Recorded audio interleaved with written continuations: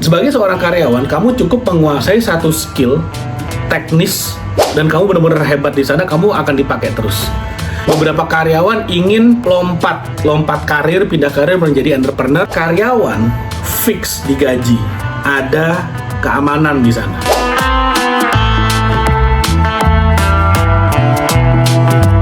Suatu hari ada yang nanya ke saya, "Pak Gede, gimana caranya supaya saya ngerti caranya berbisnis?"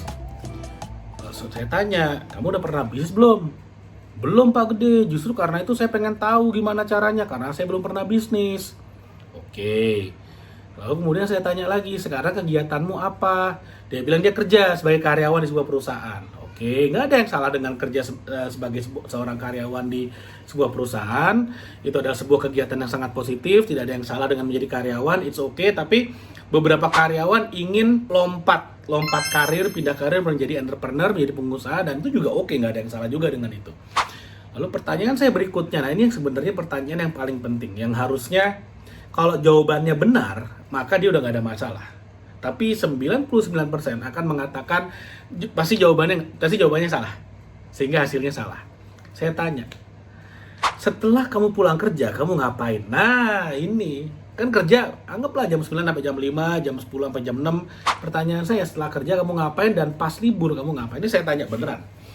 Dan dia bilang, ya pulang kerja saya capek, saya tidur. Kalau lagi lagi hari libur, jalan sama teman-teman, healing, dia bilang. Oke.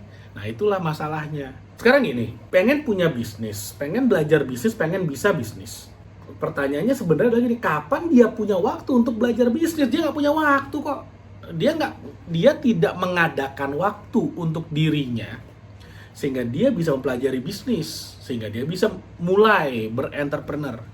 Jadi gini, saya kasih analogi gini, seorang pemilik pabrik, kalau misalnya ada orang punya impian punya pabrik misalnya, ada jenjang karirnya tuh. Yang pertama jadi reseller dulu, kedua udah jadi reseller, udah punya banyak basis pembeli, maklon, bangun brand sendiri. Ketika brand sendiri udah mulai besar, baru buka pabrik untuk melayani siapa ya, dirinya sendiri.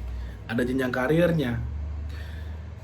Nggak ada tuh orang ujuk-ujuk tiba-tiba punya pabrik ya, kecuali bokapnya orang kaya yang nggak tahu ya, itu beda cerita. Tapi nggak ada orang yang ujuk-ujuk ceder, saya pengen punya pabrik, nggak ada. Nah, seorang karyawan yang ingin berbisnis itu sebetulnya ada beberapa hal fundamental yang dia harus kenali dulu. Apa sih hal fundamentalnya? Yang pertama, karyawan fix digaji, ada keamanan di sana. Entrepreneur nggak ada keamanan, langsung lompat pindah dari karyawan ke entrepreneur. Mabok pasti. Mabok karena nggak pernah kan, dan tidak membiasakan dirinya. Yang kedua, skill yang diperlukan juga berbeda. Contoh, misalnya kamu kerja di sebuah restoran, kamu bagian tukang masak misalnya. Lalu kemudian karena merasa masakanmu enak, kamu berpikir kamu juga bisa buka restoranmu sendiri. Tahukah kamu, menjadi seorang juru masak, menjadi seorang koki, menjadi seorang chef sekalipun, itu skill setnya berbeda banget dengan restoranpreneur, dengan pemilik bisnis F&B. Beda banget skillnya. Kenapa? Kalau kamu sebagai seorang pemilik restoran, kamu berpikir tentang supply chain yang pertama. Supply chain itu maksudnya gini, kamu ngambil bahan dari mana sih? Lalu kemudian begitu bahannya datang, kamu simpannya di mana sih? Ketika bahannya udah disimpan, mau disajikan bagaimana sih urutan-urutannya, karena ada expire, ada... Nah ini kan pengaturan logistiknya udah rumit. Itu baru ngurusin bahan makanannya. Maksud saya apa? Ini totally different skill set antara kamu menjadi seorang karyawan dengan menjadi seorang pengusaha. Kamu sebagai seorang karyawan, kamu cukup menguasai satu skill teknis dan kamu benar-benar hebat di sana, kamu akan dipakai terus. Seorang entrepreneur, kamu harus mengerti semuanya dan kamu bisa mendelegasikan dan kamu bisa kontrol. Beda skillnya. Permasalahannya si orang ini tadi, dia nggak memberikan waktu kepada dirinya untuk membiasakan diri dari seorang karyawan menjadi seorang entrepreneur. Masalahnya di situ, dan dia bingung, gimana caranya saya bisa punya skill sebagai seorang entrepreneur. Jawabannya sebenarnya gampang. Kamu punya waktu, setiap hari, misalnya pulang kerja jam 5, anggaplah nyampe rumah jam 6. Pertanyaannya adalah jam 6 sampai jam 10 kamu ngapain? Kalau jam 6 sampai jam 10 dipakai buat makan, Netflix, santai-santai, healing gitu kan. Ya udah. Jangan harap kamu akan bisa jadi pengusaha. Jangan harap, nggak akan bisa. Sekali lagi, Pak Gede, tapi kan orang tiap orang jalan hidupnya beda-beda. Iya. Jadi pengusaha ada polanya, jadi karyawan ada polanya, gitu aja. Dan nggak ada yang salah jadi seorang karyawan. Nggak ada yang salah. Kamu sampai umur 65 sampai pensiun jadi karyawan pun it's okay, nggak ada masalah. Tapi buat kamu yang ingin pindah kapal gitu ya, dari kerja sama orang mau punya bisnis sendiri, ya ini yang harus kamu pahami dulu. Jam 6 sampai 10 ngapain? Sebelum tidur. Weekend, tanggal merah kamu ngapain? Healing, ikut seminar, ngumpul sama pengusaha. Yang mana nih yang kamu lakukan nih? Minimal kalau kamu belum punya circle pengusaha, kamu ikut seminar dulu. Ini baca buku bisnis dulu, belajar dulu caranya jualan, belajar caranya marketing. Nah, sekalian nih jualan nih. Nih, baca nih buku 69 strategi marketing. Ini akan membekalimu dengan skill jualan. Seorang entrepreneur tuh harus jago jualan. Kalau kamu nggak bisa jualan, jangan jadi entrepreneur. Percaya sama saya, jangan jadi entrepreneur. Karena bisnis sebobrok apapun, selama penjualannya bagus, bisnismu akan tetap bisa bertahan. Nggak akan gede-gede banget. Kalau bocor sana sini ya susah gede, tapi paling nggak bisnismu akan bertahan. Sebaliknya, kamu jago manajemen, kamu jago perekrutan karyawan, kamu jago perpajakan, kamu nggak bisa jualan, nggak ada bisnis. Jadi di dalam bisnis itu cash flow itu ibarat darah pada manusia. Kamu bisa berdarah sana sini, selama darahnya masih ada, kamu hidup gitu kan.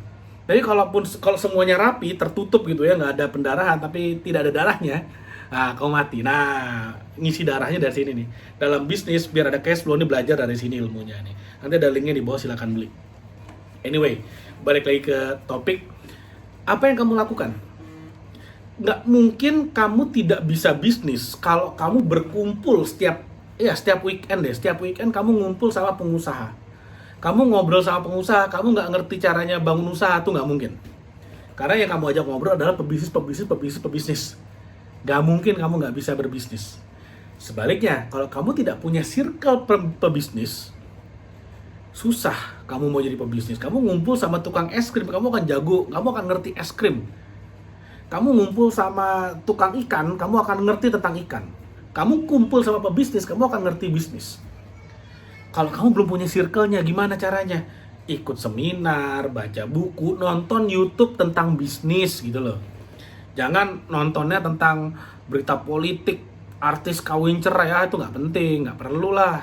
Kalau misalnya sesuatu yang tidak mendekatkan kamu kepada goalmu, ya lupakan, jauh-jauh dulu. Nanti berikan dirimu waktu fokus, bener-bener fokus 1, 2, 3 tahun aja untuk bangun bisnis. Percaya sama saya, kalau kamu komit, kamu full heart, full commit, dan semua nih sejalan nih, hati, kepikiran, mulut, tangan, kaki ini sejalan mau berbisnis, pasti jadi kok. Pasti jadi, percaya sama saya, pasti jadi.